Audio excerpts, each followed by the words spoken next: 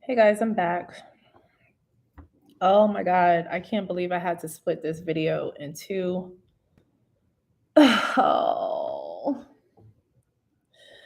And I don't want to repeat everything I said, but I like to keep things um smooth enough to follow. So I'll put the link to the first. I'll make sure that I do that. Put the link to the first part of this video in the description box when I am done with this one. So you can go back to that video. But we got cut off. I froze.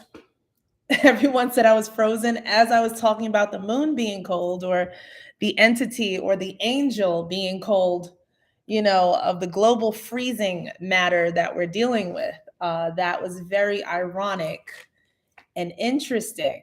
So I'm just going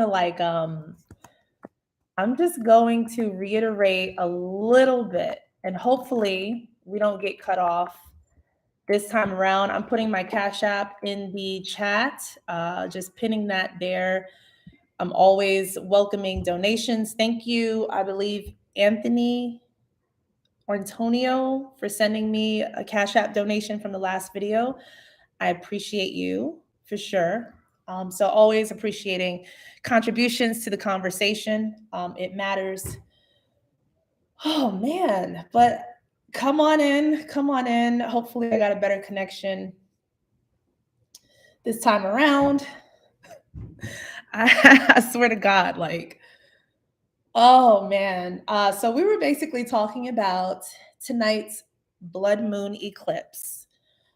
Today is Friday, March 14th, and I didn't really get into the depths of like the numerology point of view, the zodiac point of view. I kind of touched on it a little bit, but just to quickly reiterate before people join in even more, just for beginning of video purposes, the blood moon is in Virgo tonight, and I said that it's basically a feminine essence, the Virgo essence, the Friday essence, the Venus essence. The red of the essence is definitely all fire. It is all coming from Phi.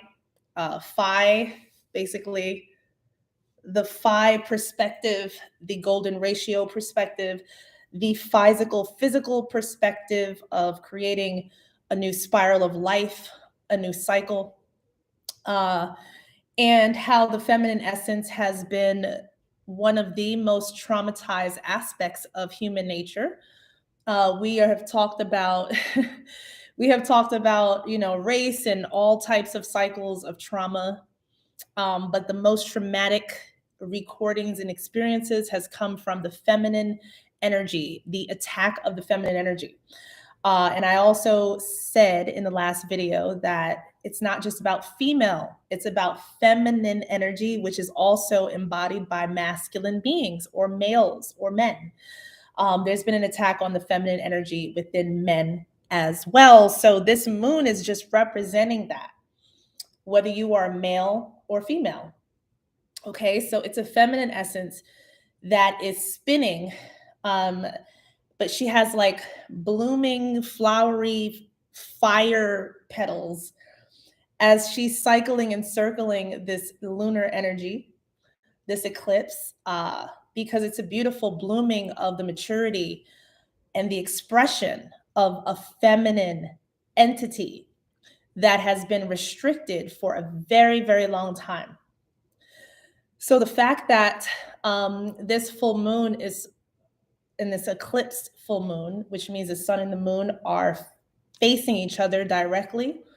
They're in direct communication with each other, which is a big deal. And a lot of what I was saying is a lot of the fiery aspect of the feminine energy is warmth, right? And I was also talking about Los Angeles and how the weather has been really, really cold, like weirdly odd.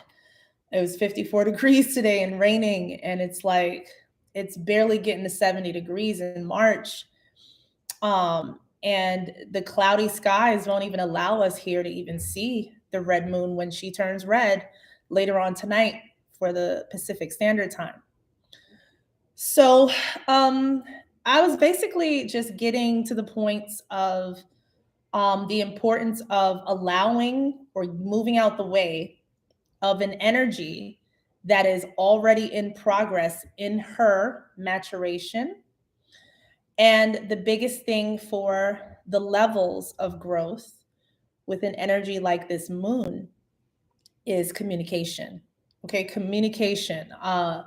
It has been forbidden for feminine energy to articulate themselves in a way in which none has been approved or fact checked or vetted out by a man or masculine energy to approve on whether her word gets out or not. It is a eclipsed being, which makes it a they, which makes it him and her.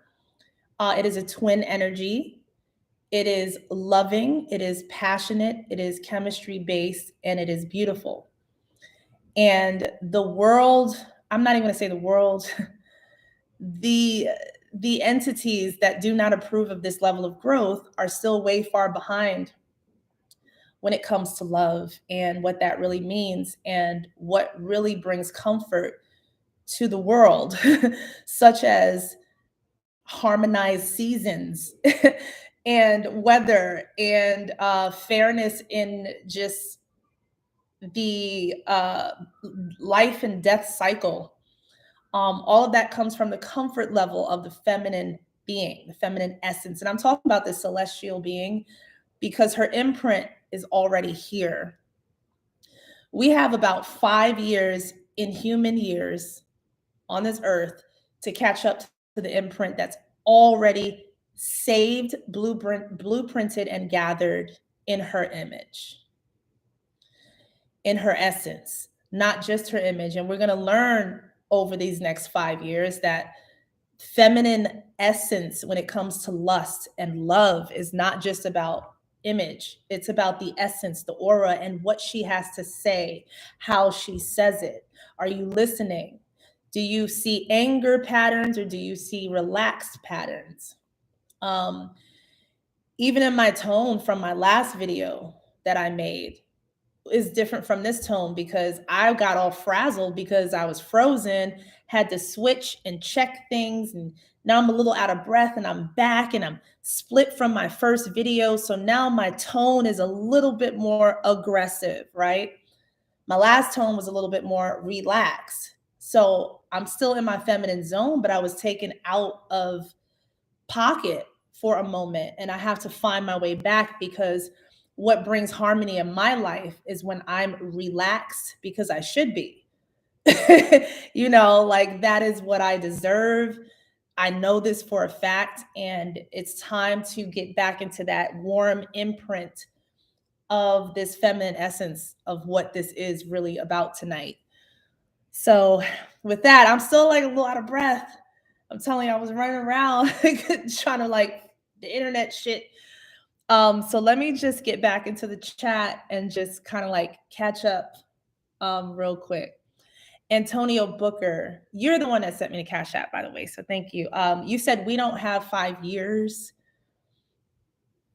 I that's wishful thinking on my end too. Maybe we have 1 year this year. Fuck it.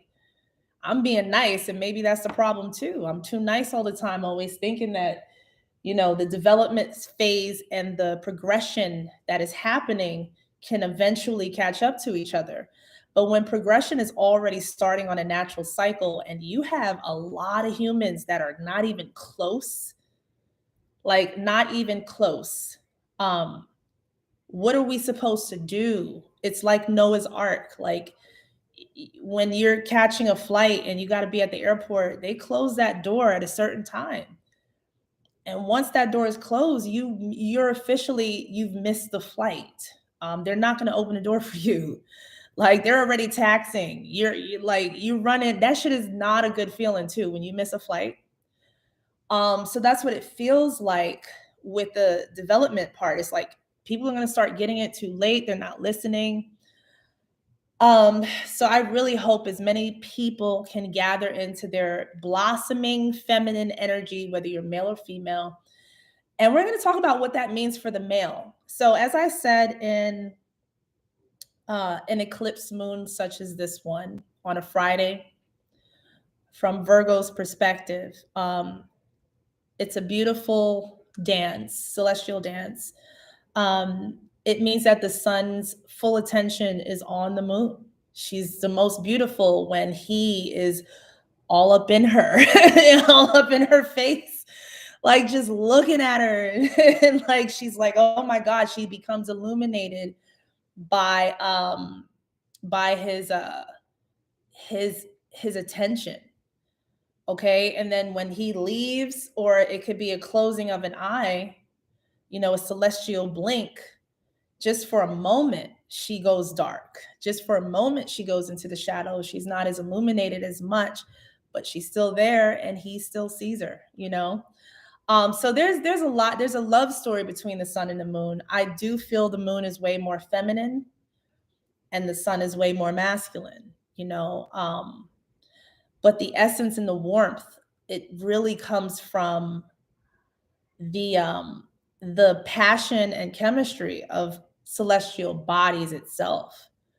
The sun could die if the moon wasn't there anymore.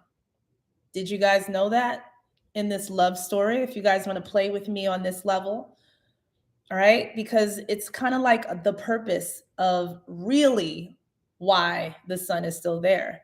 There's a relationship between the sun and the moon. And if there was no more moon, or if there was some weird matrix trapping the lunar energy of his love, he becomes angry, or he dies, or he fizzles away.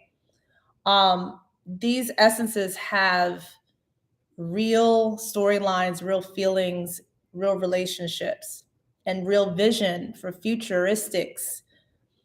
Um, you know, two sides of the same coin.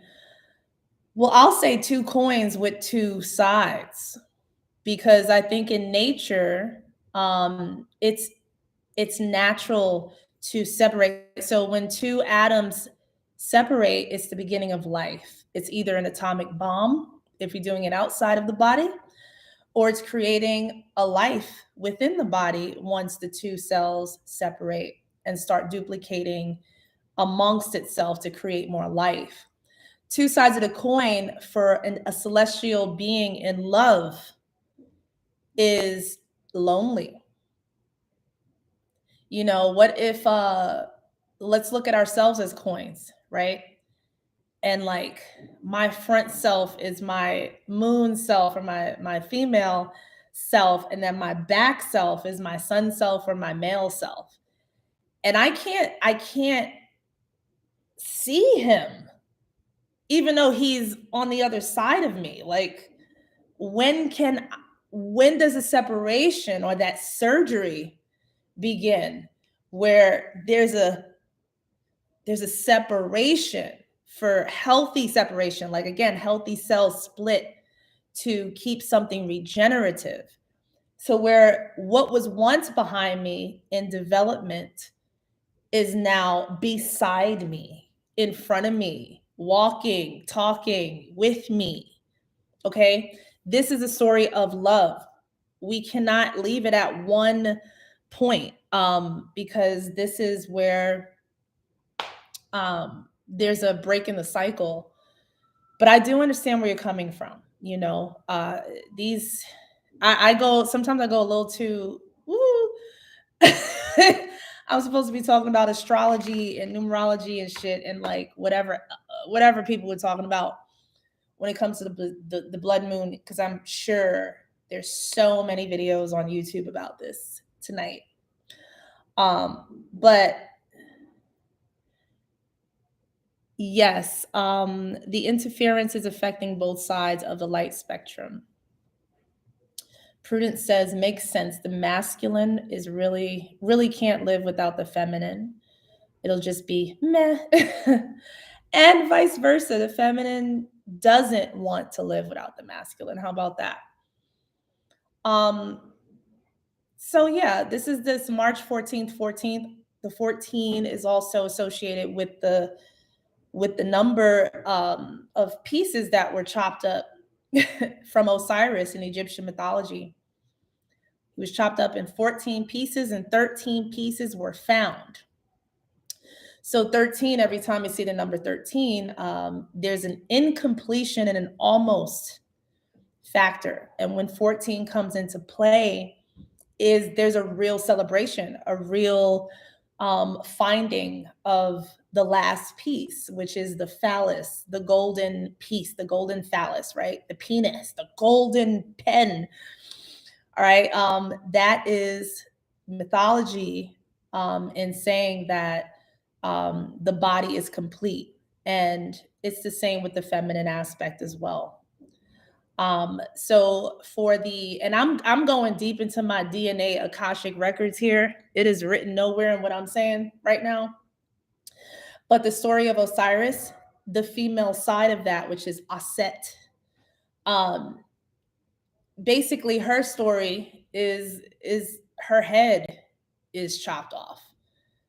You know, she was cut up in 14 pieces, just like he was. But the missing piece was her head. And his missing piece was his penis, was his phallus, his life creation, because the female creates life from her mind. This is why marriage is important. Marriage is important when the male is able to build within her dome, build within her earth, within her mind. Uh, Her mind is earth, like it is the most powerful subconscious um, coding of life. And the more dynamic the female is, the more real estate the masculine has to play around with. So you can build nations, you can build like legacy with a dynamic female mind, okay? With the mind of the dynamic female and the voice of a dynamic female that is in tune with her husband's plans and building. She knows when to not speak so he could. He knows when to listen to her. That's a dynamic duo. That's king queen type shit. That's Aset, Osiris, Asar. That's that level. And that's what envelops most of the real estate of the dimensions, you know, and there are very few that can build on that level. So it's important, you know. So the missing head, the 14, of course, on a Friday is the 14th missing piece, which is the head of Venus. And it's beautiful and it's there and ain't nobody chopping that shit off again. And she's on a war path on her backside, I should say, not her front side. So on her front side, she is calm, collective, patient, maturing, comfortable, and in her wisdom, beautifully in her wisdom, not through the anger side or the pain side of wisdom that constantly has to fight for being wise. Okay, so she's becoming more youthful. The old lady, the old wise lady is becoming younger in her opportunity to finally just express herself without being condemned, punished, or restricted, without having to breed so that she can create younger versions of herself to take over the job that she's done with, and break that cycle, you know, of the feminine breeding program of self, just to constantly control the daughters of what is birthed from the wise feminine essence. So, you know, the male gets, you know, the golden phallus and the female gets her mind back. So that's the story that I'm seeing in today's eclipse with this Virgo moon. Let me go back in and see what you guys are saying. Someone said the MasterCard logo. Is that what that is? Is that the red and the yellow? Double-headed dragons. Okay. Now the thing about that is, B. Williams, you said your daughter was born on 313. Yesterday was a yesterday was interesting because I kept calling it Thursday the 13th. Like Friday the 13th. And I was like, this is Thursday the 13th. And I knew there was something about that because of course I'm getting into my planetary placements and I'm just like Thursday is Jupiter and like I think it's way more scary than Friday the 13th. I think it's way more scarier than Freddy Krueger. It's like Sandman, Freddy, and another thing, like as a trio. You know that affects the dream states of people and nightmares and shit. Like I was on a whole other thing yesterday. So it's interesting, but not saying your daughter's associated with that. I'm saying that that was what I was thinking of yesterday since it fell on a Thursday, is what I'm saying. So that's interesting. Sweet dreams to your daughter, though. Seriously, it's always that other side. Um, Antonio Booker says it depends on what they're building. Are you talking about the masculine with the feminine? Well, that's the whole point of a relationship, and trusting that, because there are certain things that the feminine cannot verify. The trust factor does come from that. This is why we're the stupid ones.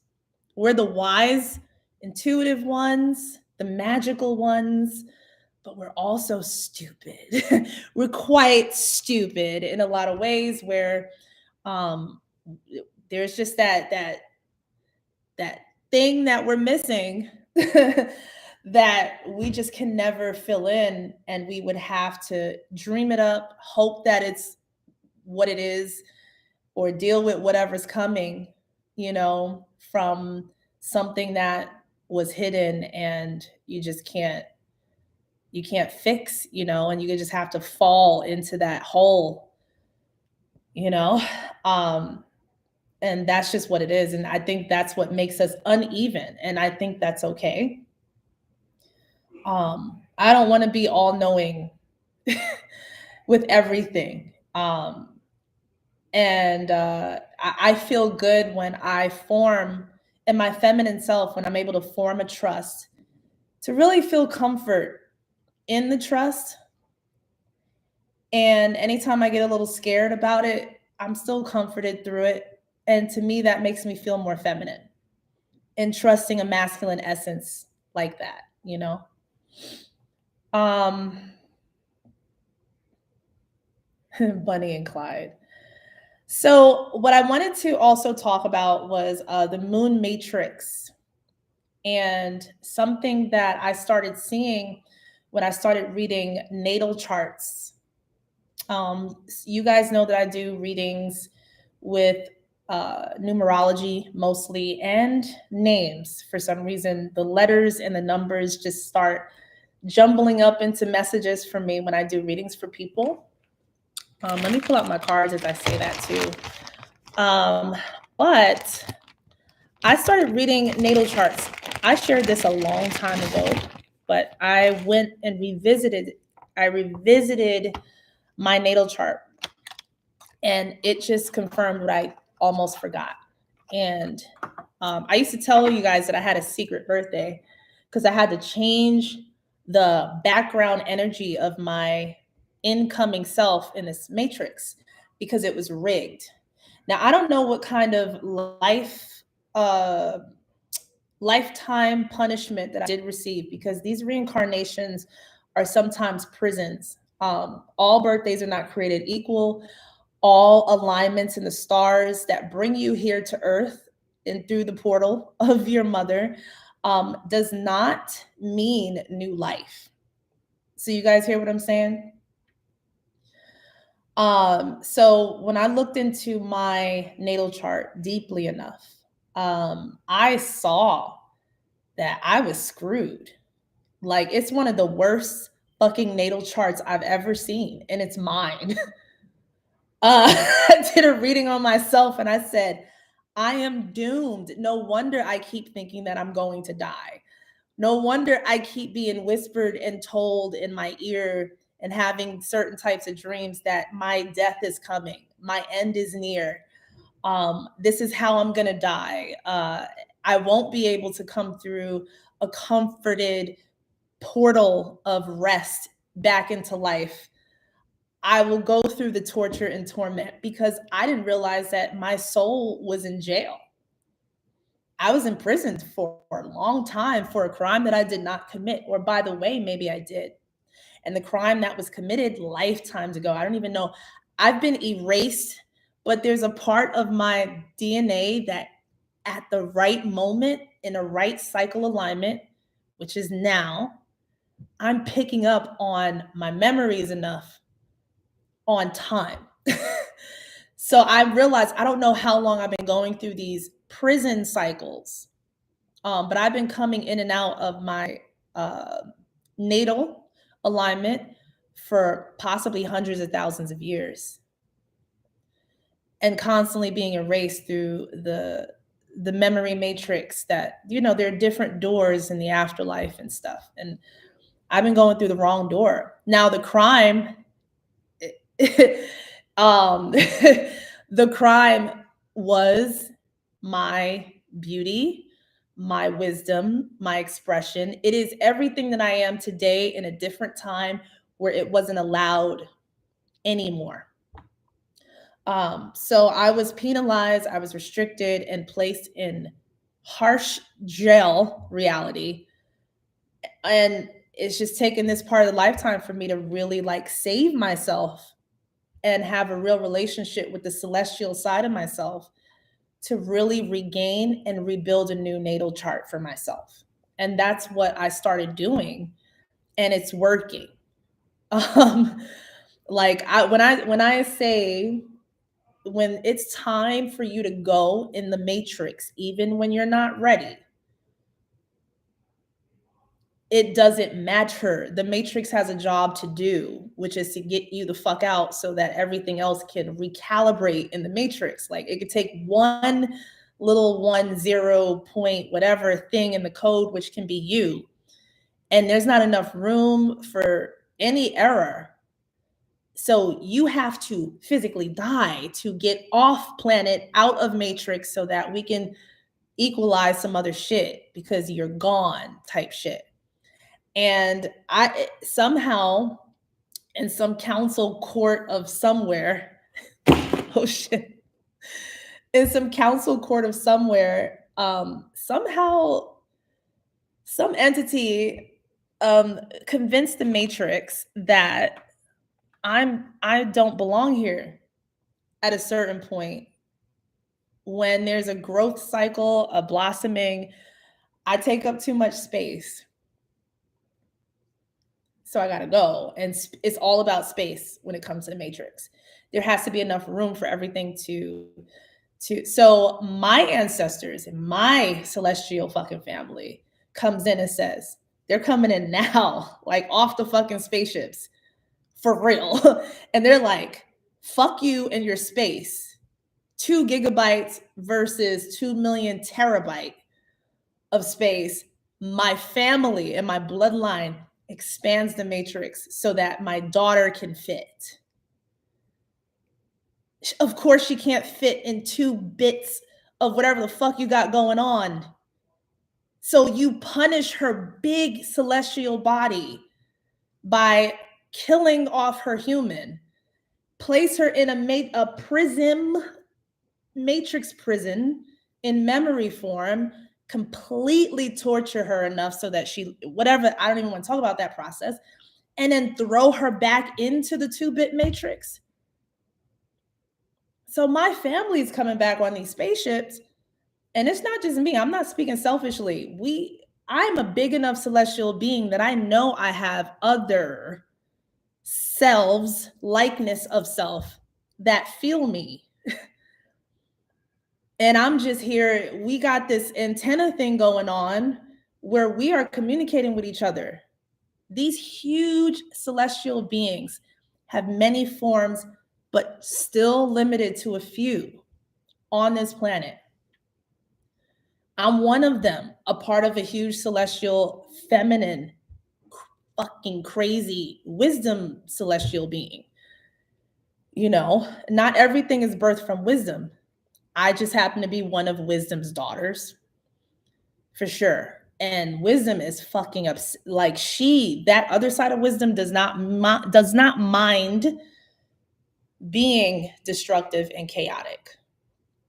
Some people might call her like the spirit of Lilith, the Lilith energy, right? An expression of wisdom that's always getting. Her story was getting. She got kicked out the fucking garden. That is along the same lines of getting kicked out of the Matrix. You get killed off. You know how they kill you off of a show? Your character's not coming back. You got killed off. Unless you've watched, like when I was little, I used to watch the stories with my grandma, and like so-and-so died, but like all of a sudden 2 seasons later, like so-and-so faked his death and he's back. Aside from that, like you get killed off. And Lilith's story is she got kicked out of the garden and she was banned from coming back. So she was placed in barren lands with Satan. So she had to adapt to scarcity when she was very abundant, very wise, very plush. She created with her mind, with God, the matrix, like the Eden, the garden, all of the design, the trees, the fruit, the tree of knowledge. She was a part of that designing and coding of the creation of it, but she couldn't live there. Once they were finished with it and Eve was born of her, by the way, she had to get exited out, shown the door. Get the fuck out. We don't need you anymore. Thank you for your service.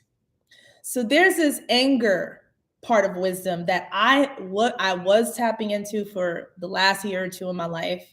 I would get into arguments everywhere with everyone because I was coming from a Lilith eye on the side of my wisdom. So when I see wisdom, I see it in a sphere, 360 degree, and it's kind of like it's an orbiting of self. And you know how on the planet Jupiter, they say that there's like a 300-year storm. It's the red spot on Jupiter. That's why I said Thursday the 13th is a red spot on Jupiter, 300-year storm that is still going on. It hasn't stopped. To me, that's what I somehow had to face this wisdom storm. And I was taken over by the spirit of this angry, wise woman. So I hated damn near everyone because they hated me first, you know? So I was always like fighting. And now I'm transitioning out of that. And I feel sometimes there are energies trying to pull me back there because I bloom and blossom and become way more successful and abundant when I am past my storm in my wisdom sphere and I come into my full feminine self that I prefer to be in. And I lock myself in there and I'm happy in my life. And this is a crime against my prison sentence. I'm escaping from prison, you know? So the Matrix fucking centennials and shit are looking for me. So I'm like, oh shit, you know, I'm gonna try to do this with a smile on my face, but I ain't going nowhere. And I'm gonna be right here in my human form. And I have to create another contract with God. And this is what I'm doing, and I have the rights to do that. And thank goodness, this beautiful eclipse Virgo moon, okay, which is, I'm Virgo. Fucking Like my birthday is the worst birthday probably in the world to me. But I'm a Virgo, and what's up is my moon tonight. And it's like it's giving me an opportunity to escape that prison matrix. And this moon got me, you know. So I'm here talking to you guys. I am making a lot of this, well, placing myself in a lot of the storyline for myself, but I'm hoping that there's a relatability factor when I'm speaking to you guys here, because I don't know what some of you guys are feeling, and getting involved in. So I will do readings tonight as well. I was gonna get into natal charts. I can read natal charts, pull up your natal chart really quickly, and look through your entire chart and like kind of like point things out for you if you'd like to. Of course, if you donate to my Cash App, PayPal, Venmo, or whatever, my Cash App is in the chat pinned, and my other information is in the description. With your birth date, I will pull up your natal chart. If you donate $20 or more, $20, $30, $40, whatever you feel like donating, that will be worthy of this level of communication. I'll do that for you. So if you, I don't have my phone out. I don't even know if I've been receiving anything. But if I do receive something, please also reiterate that in the chat, and I will look up natal charts. And I'm just letting you guys know um, right now before I either transition out or just continue. So, okay, so no, I don't see anything here, so I didn't miss anything. So yeah, so I'm here, so I'm free, I'm open. I can do natal or just get into whatever, you know, for about 10 minutes. Juliet, you would love a natal chart reading. If you would like one live right now, all you got to do again is donate $20 or more to the Cash App or PayPal or Venmo, whatever you prefer. And just make sure you give me your birth date, and I will look it up immediately and get into your chart for sure. Because a lot of people have entered. So, you know, some people, they think all life is good. You know, just because you're living on this planet, you should be thankful. You know how some people are like, I'm just thanking God that I'm here another day. And it's just like, you don't even understand. Like, you're punished for being here. Like, some people are just screwed and they're just holding on to that faith. They do create a bubble of faith. They do possibly receive mercy, but it takes a lot of energy to maintain that when everything around you seems to be breaking down every day. And you're growing and going through that constantly. You're praying and you're thanking God for waking up for another day. And you somehow see smiling at your children, or like going to work, or like going outside and breathing the air. Like, you'll see things like that when you are imprisoned in a horrible setup of a life. And I do find beauty in that alchemy, because I think those types also jump their charts, and they don't give, they're ignorant to a lot of this level, and they end up escaping, finding an escape, because their minds have created so much faith, that faith actually created a door for them for an escape.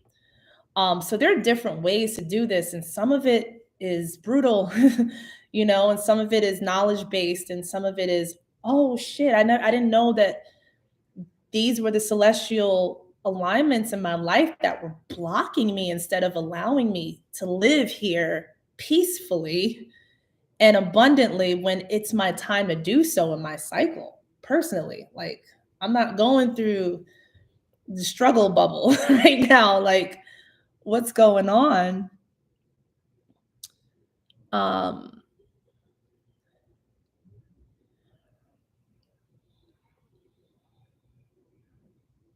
yes, Juliet, you said Are you a martyr heretic? Type, Sky. I am, which is why I'm asking. I hope I said it correctly. A martyr heretic. Well, what is considered a martyr? A martyr usually claims to be the sacrifice of a lot of. Explain to me what a martyr is. I kind of know what a martyr is. I can actually look up the definition. Hold on. Definition of martyr. A person who is killed because of their religious or other beliefs. To kill someone because of their beliefs. Damn. I thought a martyr was something else. Wow. A martyr is someone who suffers persecution and death for advocating, renouncing, or refusing to renounce or advocate a religious belief or other cause. And I'll read this one more. A person who chooses to suffer death rather than renounce faith in an obedience of a certain teaching of a certain religion. Damn, that's deep. Being punished for being righteous within your own belief system. Am I a martyr? I haven't been punished to death yet, and I don't plan on being, but I've felt like a martyr a lot lately. I can say that. Yeah. We have surpassed a lot of religion, or old religious stuff, and we're actually in new religions that a lot of people don't know that they're dropping into. A lot of people are getting pulled into cults of belief systems. I think I heard a couple of people kind of getting into really believing like there's a cult that thinks that men that lust after women are horrible men and they need to be like dealt with and possibly put to death. Lust is bad, and lust is what kills the spirit of a wife or a woman that should be loved by her man as he shall never lust. You know, it's just like, damn. And it was a whole TV show on that shit. And there were like 3 women just watching it like, that's right. And I'm like, whoa. There are like little pockets of programming that are bringing a lot of people into alternate belief systems, because a lot of people are lost, and they find other like comfort bubbles, and some of those comfort bubbles are very damaging. So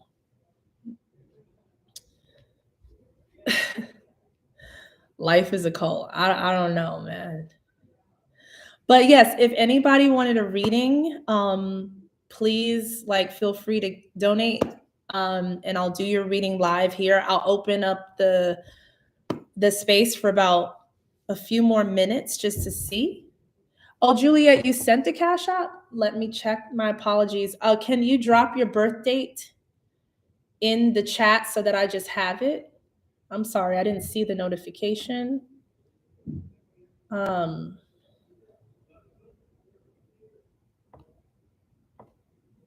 World.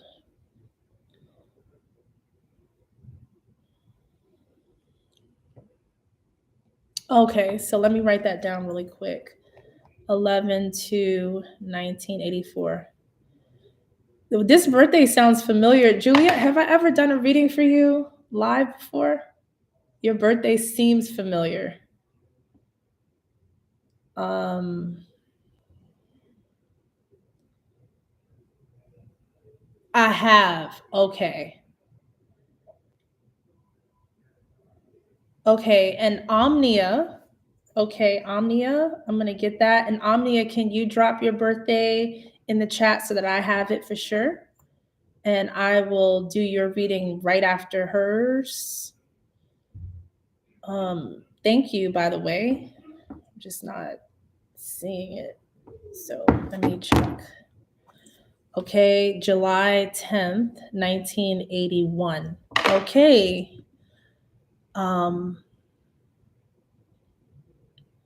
Okay, so I have Shayna.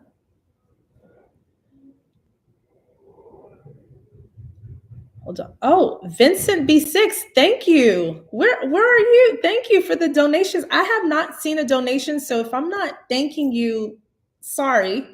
Um, thank you so much. I received like 4 or 5 donations and did not know. So thank you so much. Wow.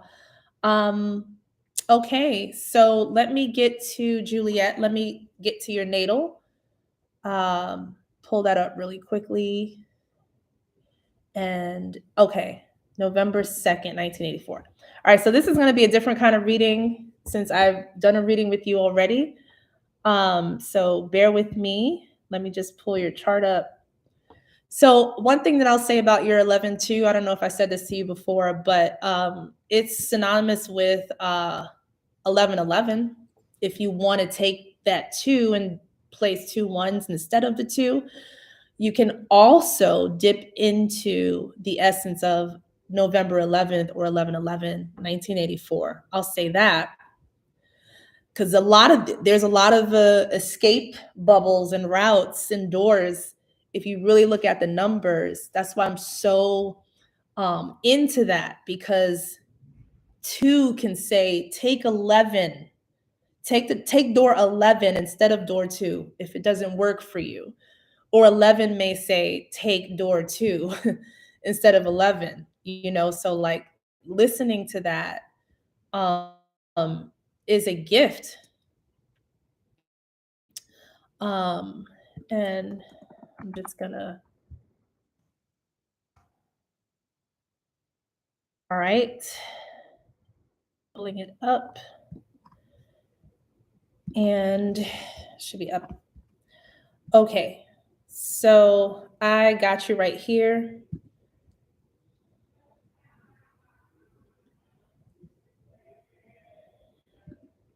All right, so we have your sun, of course, is in Scorpio. Duh, right? So your moon is in Pisces. All right, so let's just go through this a little, like just step by step. Your Scorpio sun, moon Pisces, and your Mercury is Scorpio. So let's stop at those 3 right there. uh those are the three planetary alignments are the most important for how you face the world, how you deal with issues, communication, your emotions, how you present yourself to the world, the people you love, the things you love to do and talk about and communicate about. So that's what the sun, the moon, and the Mercury alignments are about. So you're very watery, clearly. Like your thrice self is Scorpio, Pisces, Scorpio. Fortunately, it's your Pisces moon is very powerful as it is paired with your Scorpio Mercury self. The Pisces is more so of the dreamy. It's also more feminine than masculine, mostly. So it's very emotionally inclined in the mind of the wandering self. So it's very fantasy based. Pisces are very fanatical. So to have a placement in Pisces for your moon is actually very beautiful. I gotta say that. Very beautiful to have that placement there. It's like the dreamer lives in the dream called the moon. Your Scorpion self as a Mercury sign, not the sun sign, but your Mercury side is way more protective. Uh, I feel your sun Scorpio side is your feminine Scorpion.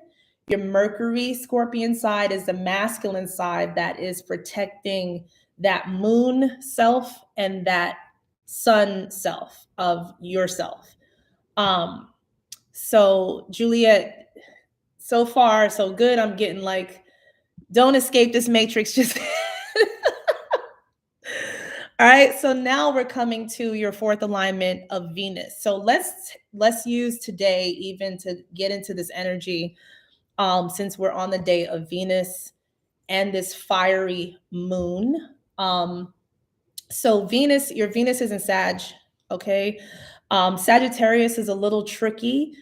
Venus, of course, is the love sign, the sex sign, the all things in that direction, right? It is the aspect of the building of self-love and loving others. Sagittarius in Venus, and let me read your Mars along with your Venus. Your Mars is in Capricorn. So, and your Jupiter is in Capricorn. Your Sagittarius in Venus is allowing you to be a laser focused dreamer. So your Venus and your moon can work very well together. The Sagittarius, the archer, right? That arrow, that laser focus, to have that in Venus, it means that you are very particular about who you get involved with. Your Scorpion side is also very particular and like very picky about, you know, that aspect of yourself as well. So you are very, very particular. You would be one that you haven't had like lots of lovers or anything like that, but you have a dreaming aspect of what you want, what you like, and that is what you go for. You're very patient. So in that, your Mars is a Capricorn. You're very patient in being very satisfied with allowing that process of love and satisfaction to like have what you want, not settle for anything else, just because you're lonely or anything like that. You are very self-content. I'm looking at your chart. Let me look back in the chat. Okay, it resonates deeply. Good. Okay. We're almost done through the chart. So now we're in your Jupiter. Your Jupiter is Capricorn. Jupiter is anything that you can hold that is to the highest capacity. All right. And we're looking on the side of Jupiter of like the joyful, abundant side of Jupiter. The Capricorn, what I'm seeing in my third eye is I'm seeing a seed like an acorn, Capricorn acorn. Your Capricorn and your Jupiter is not, it's a smaller version of thought. And you have enough room in your Jupiterian self to grow more from thinking bigger, wanting more than you think you want. You have a lot of space to gather and build way more than you have or way more than you thought you could. So I'm seeing your Capricorn is like just a tiny little seed of a acorn, and this huge abundance of potential. So use that. Go into your Jupiter. So the day of Jupiter is Thursdays. So what you can do, Juliet, is you can create a ritual out of this. And knowing this from your chart, every Thursday, you can do manifestation rituals of some sort and talk to your Jupiterian self. And like maybe you fucking go outside and get like an acorn, find one, and like actually look into that literally or internally and grow something specifically from. You can even do manifestation rituals, and the way I say it as processing and patient rituals is like getting a plant from the seedling form and nurturing that plant. That's like what I'm talking about with Jupiter. It's like this plant can turn into like a huge plush fucking plant over time, but like you get it from the seed point of view, you know, it's like special to you. So grow something specific and see it all the way through. That's what your Jupiter self is telling me. Okay, hold on, let me see. Aisha Massey, okay. I am just looking to see if anybody else was coming in for that. Okay, let me get back to Juliet because we are working our way down the chart. Your Saturn is in Scorpio. Your Uranus is in Sagittarius. Okay, so the way that I read natal charts is completely different from most. So excuse my language. But if you trust me, you'll see, you'll just know this is where I go. Like, But Saturn, this is where death shows up. Anything in death. It's not just about physically dying, it's about what needs to die, what should die, what should go away. And just be prepared. Now, I know when people they say the word Uranus, they laugh. Like even the adults, the most mature person can just giggle at the word Uranus when it's said. It's just like, grow up already. Your anus. But that's the fucking truth. Like Saturn and Uranus is just what it is. So Saturn is the planet of the gut, the planet of the colon. Like it rules over the colon, the intestines. Okay. So Uranus, of course, that would be the next fucking planet. So when I look into the charts of this, it's like, this is what needs to come the fuck out. All right. So this is a different part of the chart. So your Scorpio is in Saturn, your Uranus is in Sag. So you might have an issue with letting go of what needs to go because of this Uranus being in Sagittarius. You have laser focus. I told you Sag is laser beam, bing, bing, like pointer. But like, if you can turn your arrow around and have it go another direction, it's almost like an arrow telling you to exit and an arrow saying enter. Your Uranus in Sag should not have an enter sign. It should. This is so. Try to keep it like non. Don't let your mind get too dirty up in here. A do not enter sign for those things that need to be flushed out of your system. We could talk about food, but we can also talk about energy. So you can, I don't know if you've been having stomach issues because Scorpion lingers. So Scorpions prefer murky waters, like muddy waters, like frogs and shit. Like you'll see frogs, mosquitoes, alligators, and scorpions and snakes and shit, like that kind of water. Okay. So it's the fucking intestines. It could be. And it's you tend, so people who have like their Saturn in that area, they allow things to fester. And your Uranus Sagittarius literally can sweep that out and cleanse that out if you're now aware of that part of yourself that can give you the stomach issues, give you the gut issues, because you're holding on and allowing it to linger. So that Uranus side for Sag can help you. Just point the arrow in another direction. You know, you could do that in your mind's eye. Let me look in the comments and confirm what I'm saying with Juliet. You like the explanation of Jupiter and Capricorn. Good. You said, oh my God, I've been dealing with stomach issues lately and chronically. I did not know that.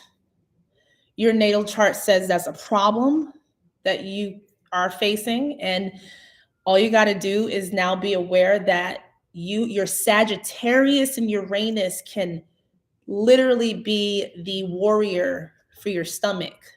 Okay. So let's go below that and finish this out. So your Neptune, Pluto, your Neptune is in Sagittarius as well, and your Pluto is in Scorpio. So now we're talking about, this is long-term side, because we're not talking about any death portals or getting rid of, but now we're talking about far beyond today. When we're talking about Neptune and Pluto. So Sagittarius, you are a person that has been born through an alignment where Sagittarius is like telling you exactly where the fuck to go, what to do, go this way, go that way. Okay. Going to Pluto. So I have the name of my album is called Planet Pluto for a reason. It's like the last the last space to experience before death.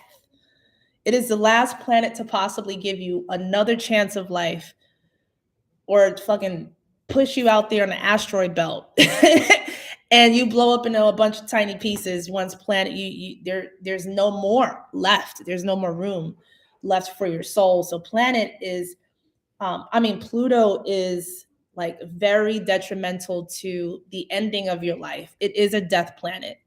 That's why they say sometimes it's a planet, sometimes it's not.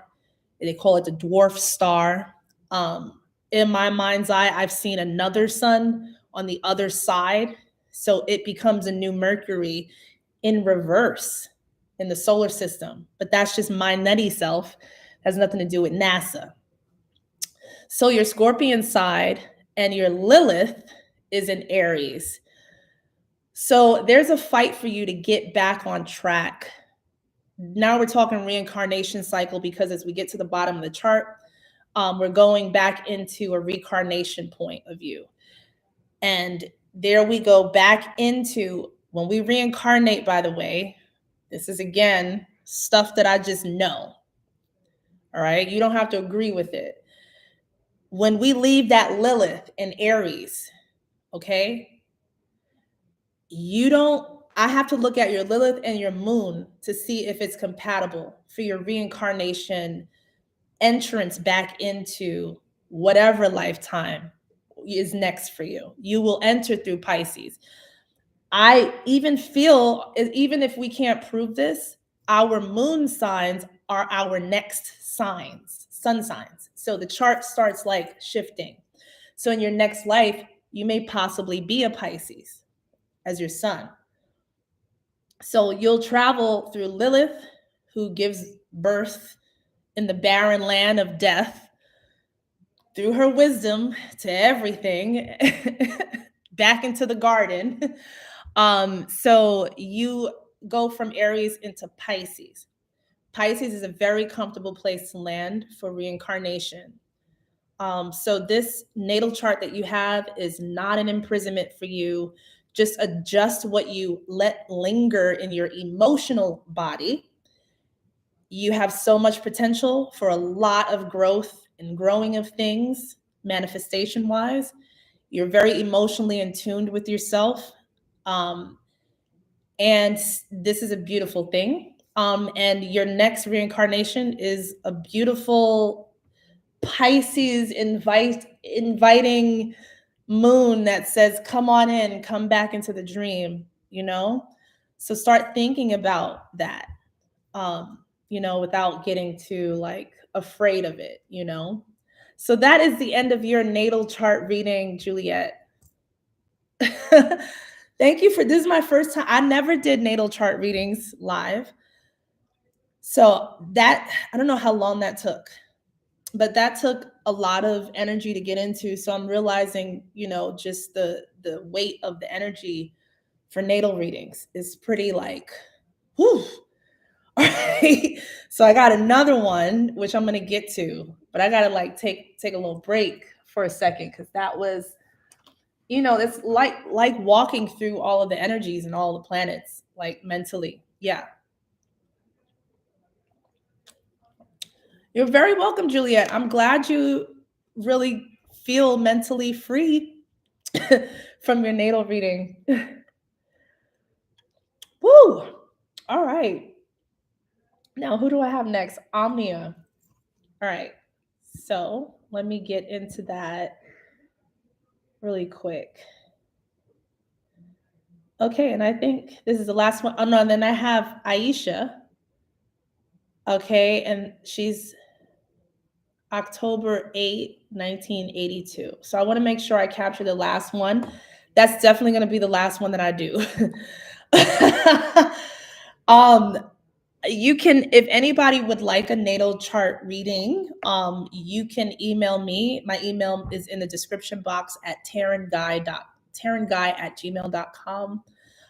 Please email me and inquire about a natal reading, and we'll set up something and schedule, talk about price and like see how long you want to go for it. let's talk like on the other side, like private session, because it's a lot. All right, so Omnia is July 10th. Let me go into that. 1 second.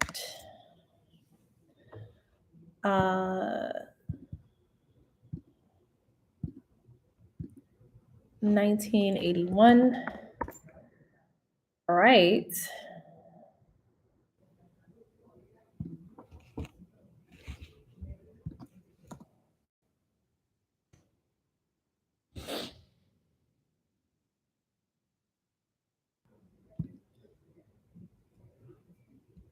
Okay. All right. So Omnia, if you're still here, let me just check in the comments. Omnia, are you still here? I just pulled up your natal chart. I just want to make sure you're here. Okay, good. So you are a Cancer, right? For your sun sign, and your moon is Scorpio. Another one of those great. Anytime moon is in water, it is a 100% match of positivity. Okay, I could just say that for anybody. You are blessed to have a watery moon. Okay, I don't even want to talk about my moon. That shit is not good for the state of being that I'm in this incarnation. But I'm not giving shade to anybody that has an earthly moon. It's just not me right now. So yes, your Scorpio and Cancer, your Mercury is in Gemini. Okay, so we have water and air. Cancer, so the moon rules over the sign of Cancer. Cancer is not even associated with a planet.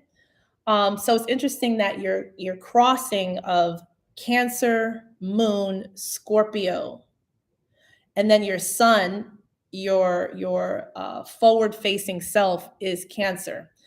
Now I have every time I say the word Cancer or see the word Cancer, I always have to acknowledge Cancer. Like I want to be real about having this conversation because Cancer, I'm not saying it's a bad sign to have or a bad omen, or I'm not saying that you're going to get Cancer if you are a Cancer, but you are connected to the resonance of what Cancer is because you're a Cancer.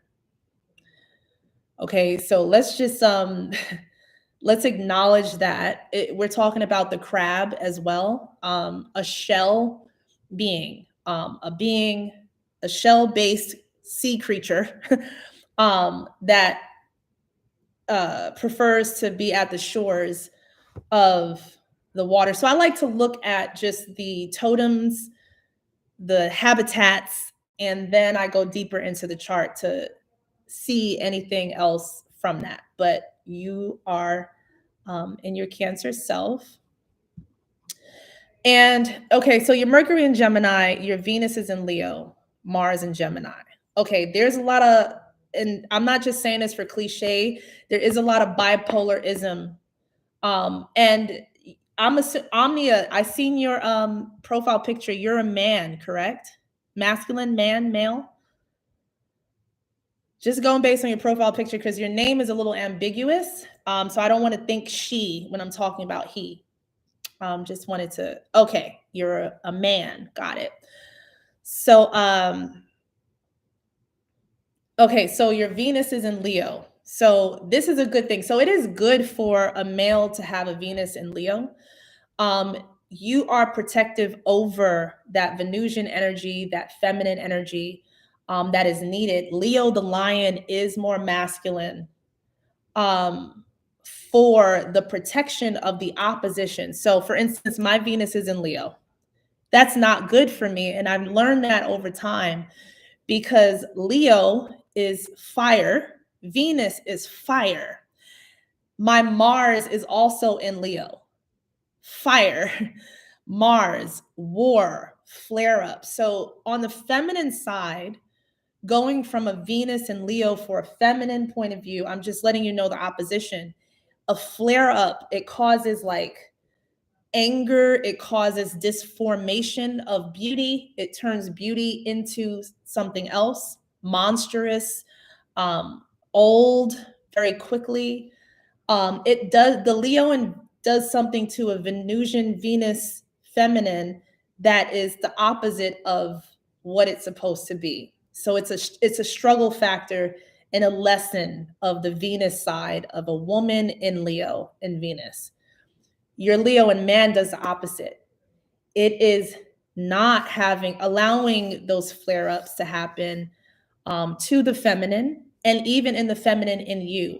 You're not easily bothered, which takes me back to your Cancer, which is a good thing. So your Leo and Venus is actually not making the Cancer Cancer. It is really comforting the fact that you are on the right side of not allowing anything in too deeply that doesn't belong there. So I know people think of Leo the lion, but with Venus I think of reptile. And I always say there's something with the reptile scales is when you rub the scales the opposite direction on any reptile being, the first thing they want to do is fucking stab you in the eye, chop your head off if they could. That hurts. And you are in the opposition of that, where you're rubbing your inner reptile the right direction, the smooth direction, and your Leo is allowing that to happen for yourself and for your masculine self. You're comfortable around women, and women are comfortable around you. And your Cancer self presents this this authority that is very quiet and very intuitive. Your moon in Scorpio allows you to be that way. And since you have trust issues, you are trustworthy. If you get what I'm saying. Let me go back.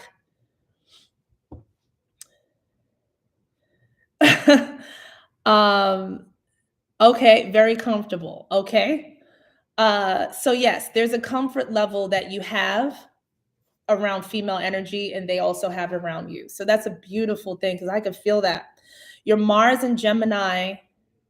So your two Geminis, Mercury and Gemini. Let me go to your Jupiter in Libra. Okay, this is the thrice version of a back and forth aspect of self. Your communication, when you become insecure about something, because your Mars is in Gemini as well. When you become insecure, because Mars allows me to get into the insecurity or the potential inner war with yourself, you tend to go a little bipolar. I'm actually really starting to understand what bipolar really is. And it really is a switch to another part of yourself that does exist inside of you that is not as in tuned with the rest of you. It is another version that is off as you are in tune.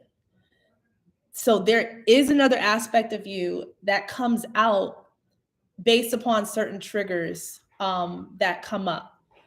Are you able to confirm that, Omnia?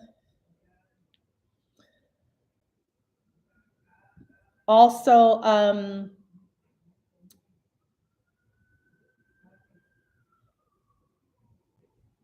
okay, so your Jupiter in Libra and Saturn is in Libra. You got a lot of air, Jupiterian air.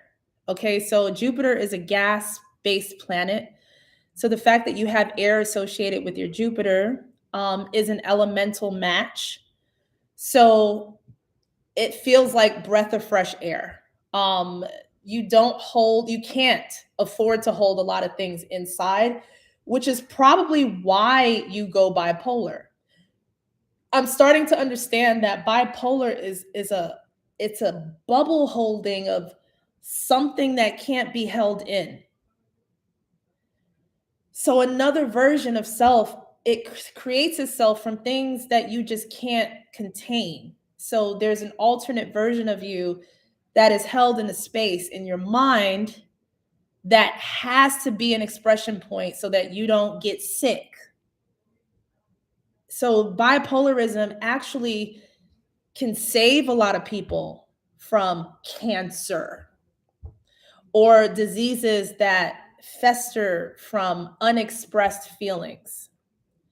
So your Libra and Jupiter allows you to breathe in and breathe out happily and beautifully because you have your Gemini self there. Okay. Your Saturn and Libra, as we get to a death point, is just a regulation factor. So Libra is air with your Jupiter, but Libra in your Saturn is a scale.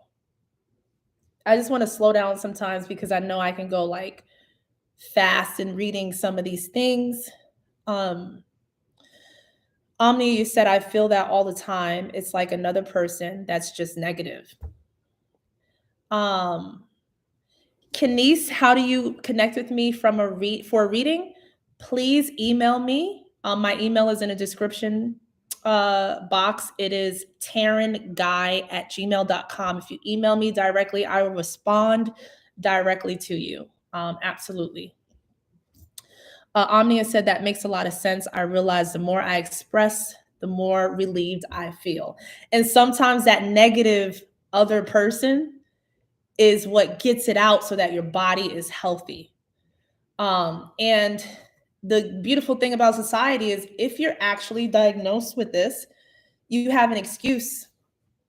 You're actually pardoned sometimes. Yes, you're not using it as a reason to agitate yourself or anyone else, but it is a reason as why it's happening. And it's called, I'm diagnosed with bipolar. Like, this is something that has to be accepted because it's my diagnosis. I'm not diagnosing you with that. I'm saying there's an aspect of you through that Gemini that allows you to portal to have that. So you can go deeper into that psychologically if you wanted to, if it might help you, if a medication might help that you called that person negative, that other point of view of yourself.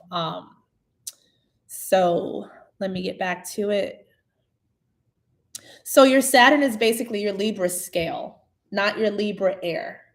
So Saturn, this is very interesting because it is the weighing of that heart and the feather. In your case, because as I talked about the Scorpion with the murky waters, Uranus is a Scorpio. You have to have that scale factor, which is another protection point of your gut.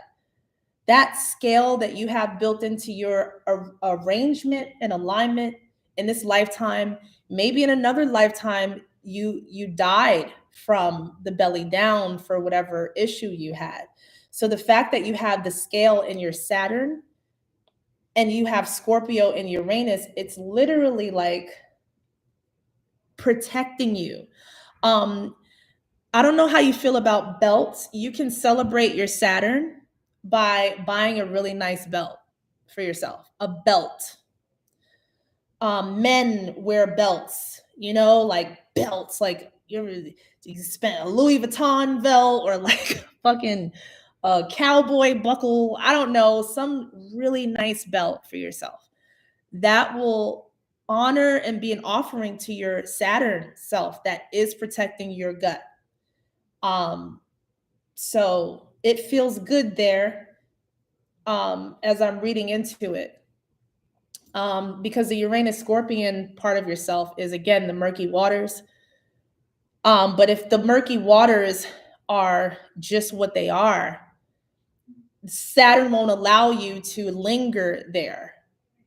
Your scale in Saturn is like, no, you cannot linger. There are alligators in those waters. We will throw your heart overboard and lock you out and kill you because Saturn is death, but your Saturn is just like, no, like, we got to stay balanced in this area, and allow your Scorpion to like develop in a lower point of yourself.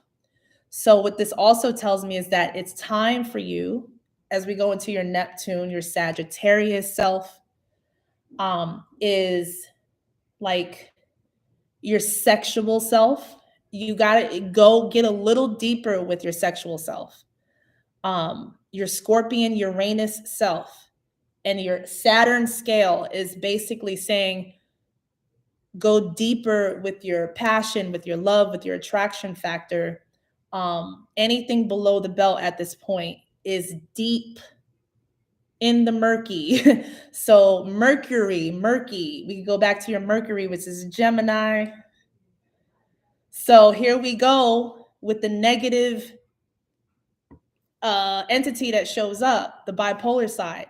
What that's telling me is you might this might be like too forward. I don't know you like that and you're a dude and I'm a girl, but you might need to have some really good sex and like with a fucking person that you were really into and heal that bipolar part of yourself and it'll go away.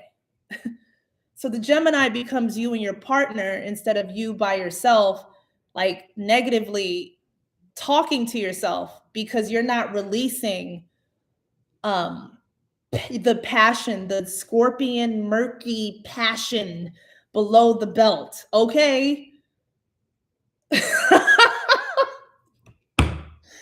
Like sex is on, like that will also stop you from getting cancer, sir.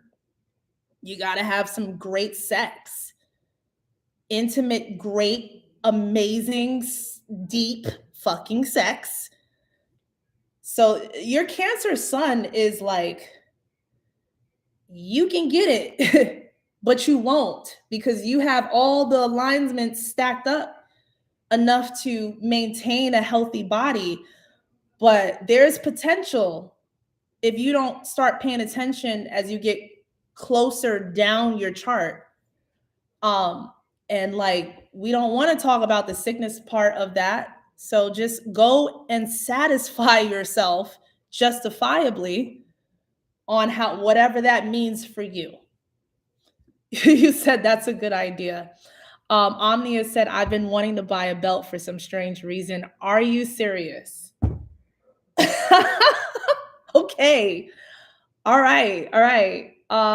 Let's finish this chart up. Hold on. We're getting closer to your reincarnation. Your Pluto is Libra. Another weighing. And Lilith is Scorpio. So it's the same as your Pluto and Lilith are stacked the same as your Saturn and Uranus. Libra on top of Scorpio. You have yet another protective barrier to guide you into the murky waters of Lilith, being a Scorpio, being your Scorpion Lilith self, the one who gives birth to your next life.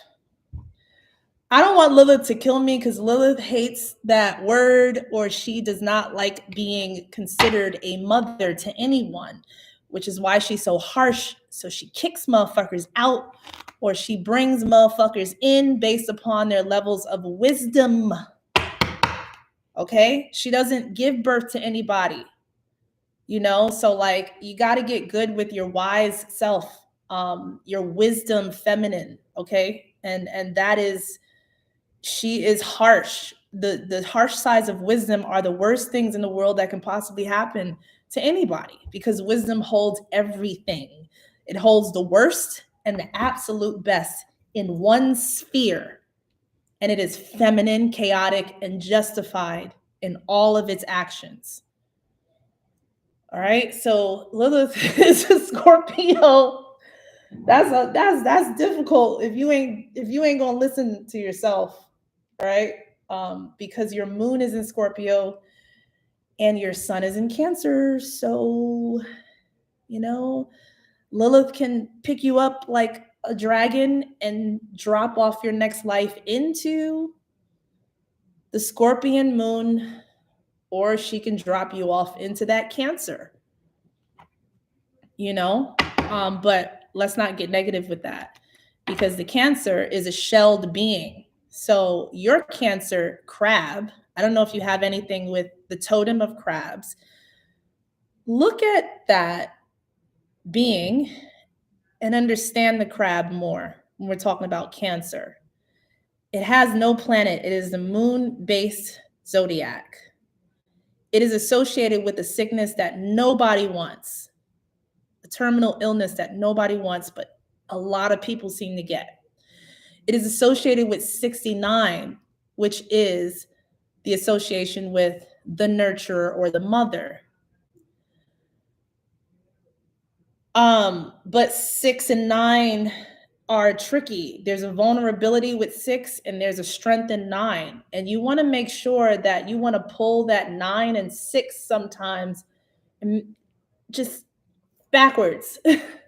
And sometimes wherever you place the 9 is something that you need to be in front of the 6 for a little while, to rest that part of yourself that is vulnerable for attack.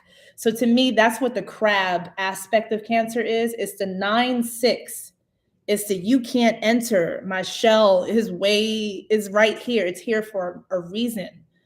And then the softer side of the moon is like the 69, where everything is safe. It's okay to be vulnerable. It's okay to be open. Sometimes you got to be closed off, and that's where you turn your 6-9 into a 9-6. So that's your natal reading. Omni. Jeez, it feels like I've been talking a lot. An hour, 26 minutes. All right.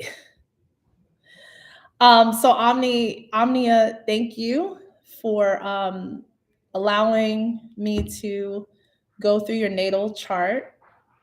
You're very welcome. And you have a nice name, by the way, Omnia. All right. Wow. And I don't want to default on anyone. Aisha, are you still here? Hold on for a second.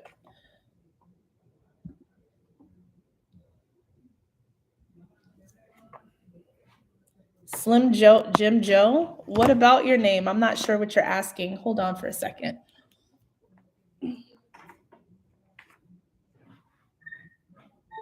I gotta charge my computer.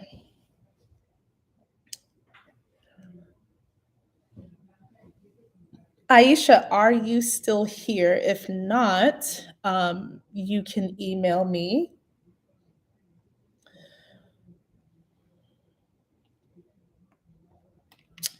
I actually don't need the cards for this, for the natal readings at all. I don't think she is. Let me see if I can.